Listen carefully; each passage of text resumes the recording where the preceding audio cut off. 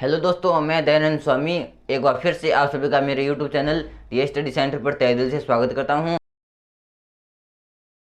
तो दोस्तों, हमारी कक्षा 12 की मैथ की 5वीं प्रश्नावली जो कि अपनी सांतत्य तथा अवकलनीयता वो चल रही है। और आज मैं साथ में ही प्रश्नावली प्रश्नावली नंबर 1 संबंध एवं फलन शुरू कर रहा हूँ। तो आज की क्लास में पढ़ेंगे कक्षा 12 की मैथ की प्रश्नावली 1.1 का बेसिक और उसके कॉन्सेप्ट के बारे में। और हम प्रश्नावली 1.1 की बेसिक में पढ़ेंगे संबंध क्या होता है, इसकी परिभाषा, और साथ में संबंधों के प्रकार और फलन का जिक्र हमारी प्रश्नावली 1.2 से आगे की प्रश्नावलियों में है। तो वहाँ पर हम फलन के बारे में पढ़ेंगे।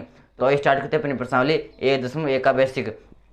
तो सबसे पहले हम बात करते हैं संबंध की कि संबंध क्या होता है।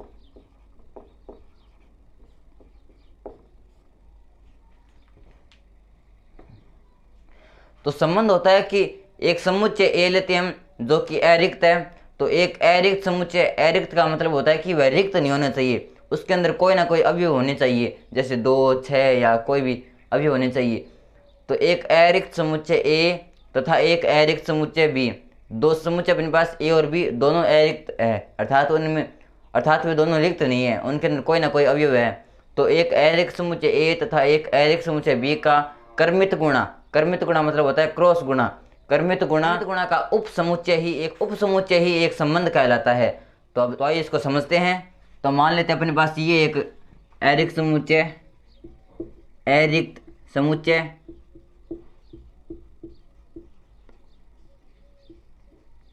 मान लेते हैं अपने पास ए एक अरिक्त समुच्चय है और इसके अंदर अवयव है 2, 4, 6। सॉरी, 2 ही मान लेते हैं इसके अंदर अवयव है 2, 4। इसी प्रकार एक दूसरा अरिक्त समुच्चय अपने पास बी, उसके अंदर अवयव मान लेते हैं 3, 6। तो अब हमने क्या परिभाषा पढ़ी कि दो अरिक्त समुच्चय ए तथा बी का कर्मित गुणा यानी क्रॉस गुणा। तो अब करेंगे इनका कर्मित गुणा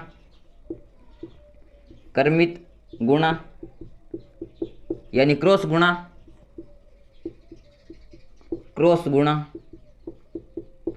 तो इन दोनों का कर्मित गुणा यानी ए क्रॉस बी।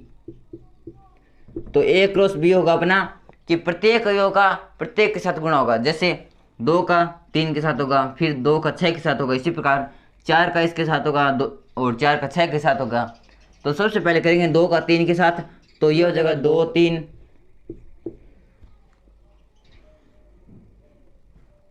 इसी प्रकार 2 का करेंगे 6 के साथ, तो ये हो जाएगा 2, 6।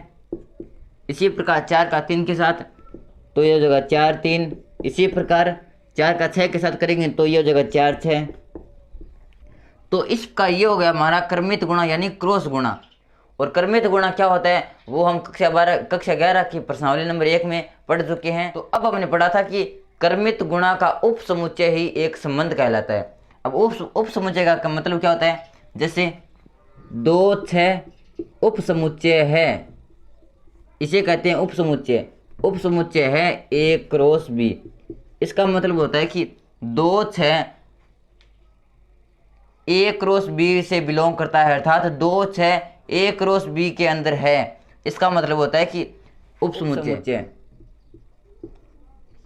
अर्थात 2, 6 ए क्रॉस बी के अंदर है। और हमने पढ़ा था कि ए क्रॉस बी अर्थात ए तथा बी के कर्मित गुणा का उप समुच्चय ही एक संबंध कहलाता है। तो 2, 6 ही एक संबंध है, अर्थात 2, 6 बिलोंग करता है आर। इसका मतलब होता है कि 2 का 6 के साथ संबंध है। इसका मतलब है 2 का 6 के साथ संबंध है। और इसे एक तरीके से और लिख सकते हैं कि 2 रिलेशन है, अर्थात 2 का 6 के साथ संबंध। तो इस प्रकार किसी अरिक्त समुच्चय ए हम एक की जगह कोई भी अरिक्त समुच्चय मान सकते हैं, जैसे सी नाम दे सकते हैं, डी नाम दे सकते हैं। तो किसी एक अरिक्त समुच्चय ए तथा दूसरे अरिक्त समुच्चय बी के कर्मित गुणा का उप समुच्चय ही एक संबंध कहलाता है। तो इसका 2, 6 को हम एक संबंध कह सकते हैं। और 2, 6 का मतलब होता है कि 2 का 6 के साथ संबंध यानी 2 रिलेशन है, अर्थात 2 का 6 के साथ संबंध। तो मुझे लगता है कि आपको समझ आ गया होगा कि संबंध क्या होता है। अब लिखेंगे इसकी परिभाषा। तो संबंध है कि किसी अरिक्त समुच्चय किसी अरिक्त समुच्चय, और उसका नाम देते हैं हम ए, किसी अरिक्त समुच्चय ए तथा किसी अरिक्त समुच्चय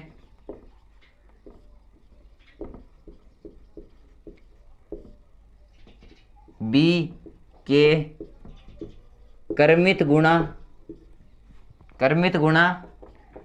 होता है अपना क्रॉस गुणा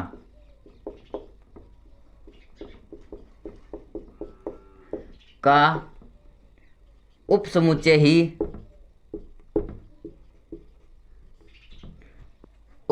ही एक संबंध कहलाता है।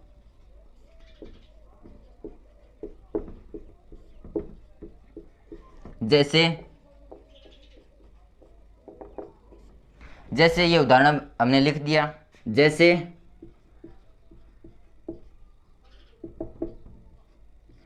तो ये है संबंध की परिभाषा और ये है संबंध का उदाहरण। तो मुझे लगता है कि आपको समझ में आ गया होगा कि संबंध क्या होता है, संबंध का उदाहरण। अब हम पढ़ेंगे संबंधों के प्रकार। अब आता है हमारा टॉपिक संबंधों के प्रकार। तो संबंध 3 प्रकार के होते हैं। पहला होता है समतुल्य संबंध, दूसरा होता है सममित संबंध और तीसरा होता है संक्रामक संबंध। तो पहला अपना समतुल्य संबंध, तो पहला है अपना समतुल्य संबंध।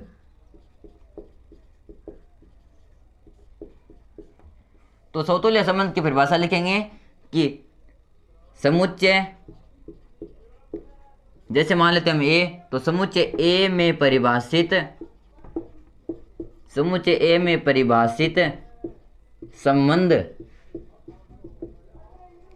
और संबंध हमने पढ़ लिया कि संबंध क्या होता है, संबंध की परिभाषा क्या होती है। तो समुच्चय ए में परिभाषित संबंध आर एक समतुल्य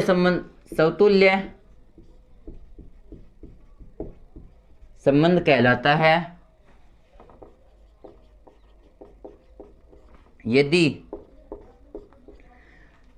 ए बिलोंग करता है आर से फॉर ईच। इसका मतलब होता है फॉर ईच का मतलब होता है कि प्रत्येक ए बिलोंग करता है ए से। अब मैं आपको समझाता हूं कि समुच्चय ए में परिभाषित संबंध आर, कि समुच्चय ए है उसमें कोई संबंध आर परिभाषित है और वह संबंध समतुल्य संबंध कहलाएगा यदि ए बिलोंग करता है आर फॉर ईच, यानी प्रत्येक ए बिलोंग ए बिलोंग आर का मतलब होता है कि ए का ए के साथ संबंध। इसे लिख सकते हैं हम ए रिलेशन आर। इसे हम लिख सकते हैं कि ए रिलेशन ए, अर्थात इन दोनों का मतलब होता है कि ए का ए के साथ संबंध। ए का मतलब होता है कि खुद के साथ संबंध। तो समुच्चय ए में कोई परिभाषित कोई संबंध आर है तो वो आर संबंध एक समतुल्य संबंध कहलाएगा यदि ए के प्रत्येक अवयव के लिए खुद के साथ संबंध हो। जैसे मान लेते हैं अपने पास माना अपने पास एक समुच्चय है जिसके अंदर ए बी और सी ये 3 अवयव है, तो यह संबंध समतुल्य कहलाएगा यदि प्रत्येक अवयव का खुद के साथ संबंध हो, अर्थात ए का ए के साथ संबंध होना चाहिए, बी का बी के साथ संबंध होना चाहिए और सी का सी के साथ संबंध होना चाहिए। जब ये तीनों का खुद के साथ संबंध होगा तो यह संबंध समतुल्य संबंध कहलाएगा। तो यहाँ पर लिखेंगे। तो अब समुच्चय ए में कोई संबंध आर लेते हैं, जैसे मान लेते हैं समुच्चय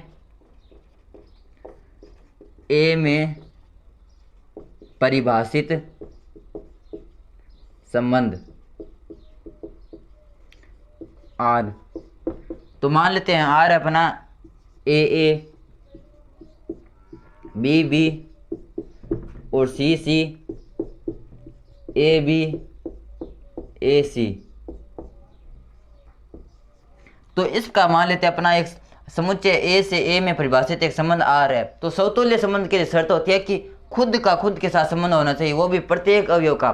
तो यहाँ पर देखते हैं कि यहाँ पर ए बी और सी 3 अवयव है, तो ए में परिभाषित संबंध आर समतुल्य होगा यदि ए के प्रत्येक अवयव का खुद के साथ संबंध है। और यहाँ पर देखते हैं कि ए का ए के साथ संबंध है, फिर दूसरा अवयव है बी, तो बी का बी के साथ संबंध है, और तीसरा अवयव सी, तो सी का सी के साथ संबंध है।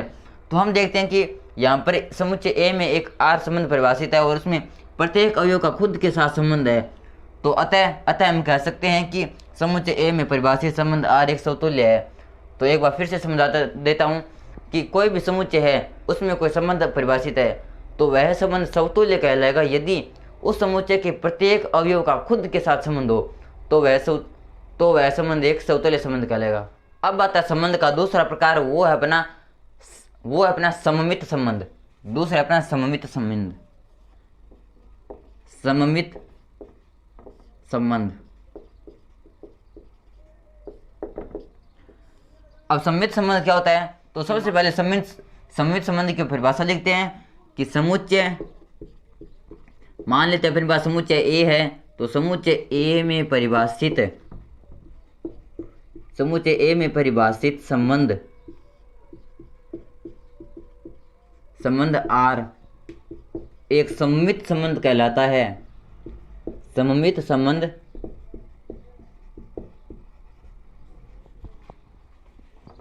कहलाता है यदि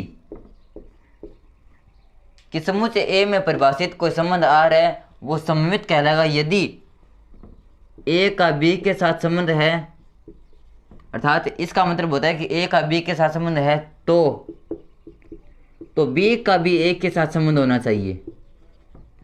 for each A B belong करते हैं ए से। इसका मतलब होता है कि फॉर इच का मतलब होता है कि प्रत्येक ए और बी ए से ही बिलोंग करेंगे, हम किसी दूसरे समुच्चय से नहीं ले सकते हैं।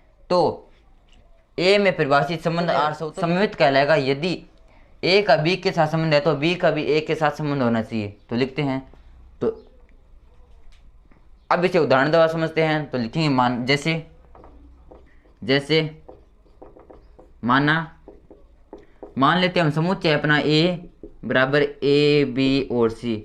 मान लेते हैं एक समुच्चय ए और उसमें 3 अवयव ए बी और सी है।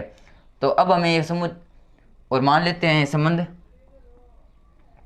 तथा ए में परिभाषित संबंध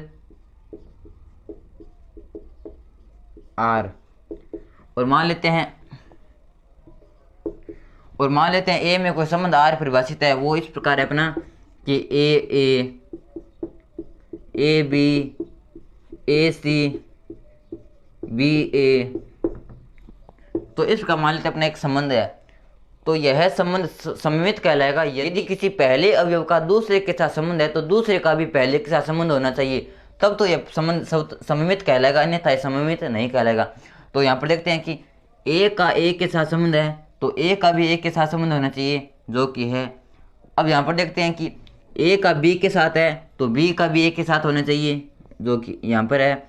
और यहाँ पर हम देखते हैं कि ए का सी के साथ है तो सी का भी ए के साथ होना चाहिए, लेकिन यहाँ पर सी का ए के साथ नहीं है तो यह संबंध सममित नहीं है। और अगर यहाँ पर सी का भी ए के साथ संबंध हो जाता तो यह संबंध सममित कहलाता।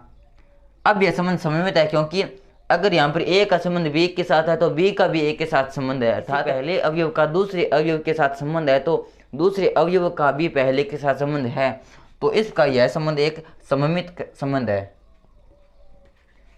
तो इस प्रकार यह संबंध एक सममित है। अब आता है संबंध का तीसरा प्रकार, वो है अपना संक्रामक संबंध। तो तीसरा अपना संक्रामक संबंध।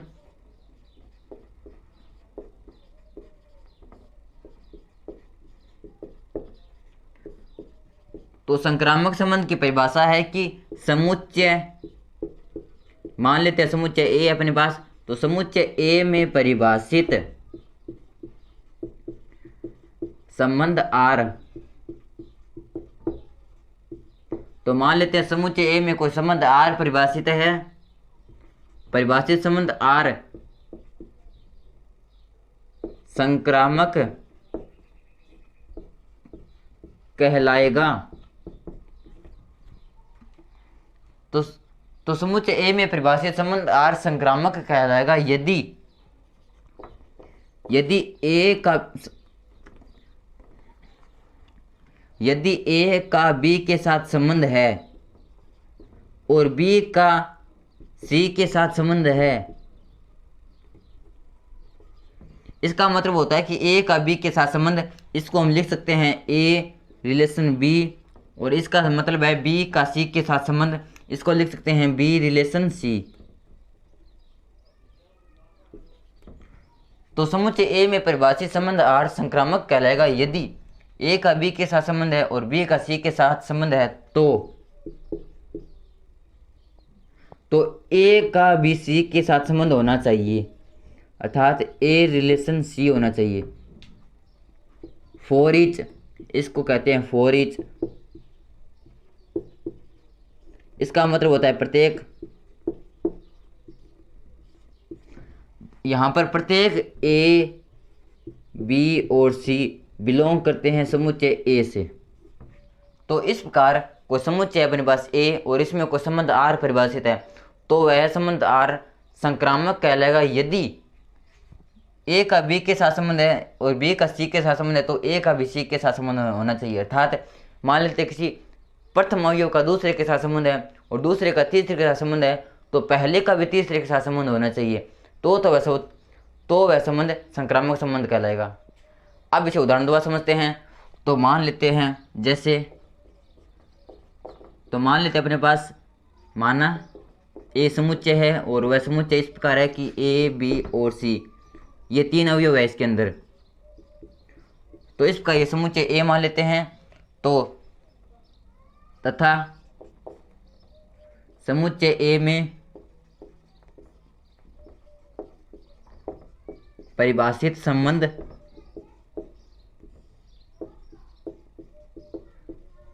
आर,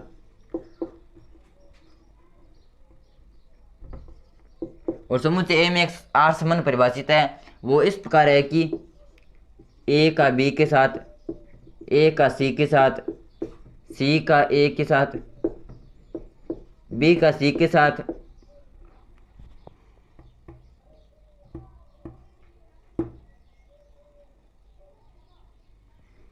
ए का बी के साथ।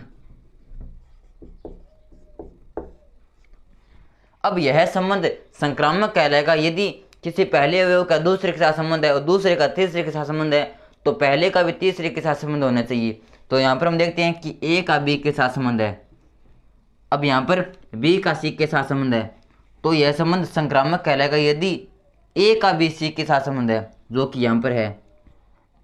इसी प्रकार हम इन सब के लिए चेक करेंगे। अब यहाँ पर देखते हैं ए का सी के साथ है, सी का ए के साथ है, तो ए का भी सी के साथ होना चाहिए, जो कि यहाँ पर है। अब यहाँ पर देखते हैं कि सी का ए के साथ है और ए का सी के साथ है, तो सी का भी ए के साथ होना चाहिए, और यहाँ पर सी का भी ए के साथ संबंध है, तो यह संक्रामक है। अब यहाँ पर देखते हैं कि बी का सी के साथ संबंध है और यहाँ पर सी का बी के साथ संबंध नहीं है, तो ये पड़ा रहेगा। और यहाँ पर ए का बी के साथ है और बी का सी के साथ है, तो ए का भी सी के साथ होना चाहिए, जो कि यहाँ पर है।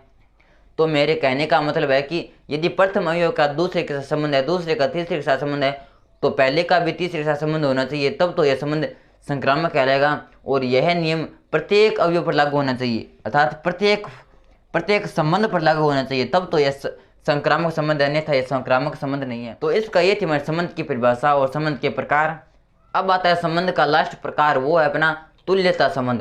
तो तुल्यता संबंध क्या होता है कि यदि समुच्चय ए में परिभाषित संबंध आर समतुल्य है, सममित है और संक्रामक है, तो वह संबंध तुल्यता संबंध कहलाएगा। तो लिखेंगे परिभाषा कि यदि कोई संबंध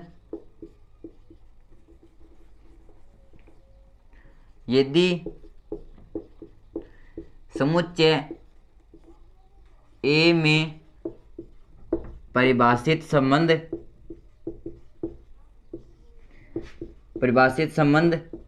आर समतुल्य है, सममित है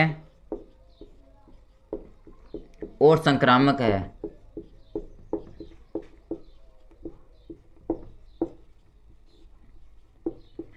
यदि ए में परिभाषित कोई संबंध आर समतुल्य, समित और संक्रामक तीनों फलन है तो वह फलन एक तुल्यता संबंध कहलाएगा। तो वह संबंध एक तुल्यता संबंध कहलाएगा।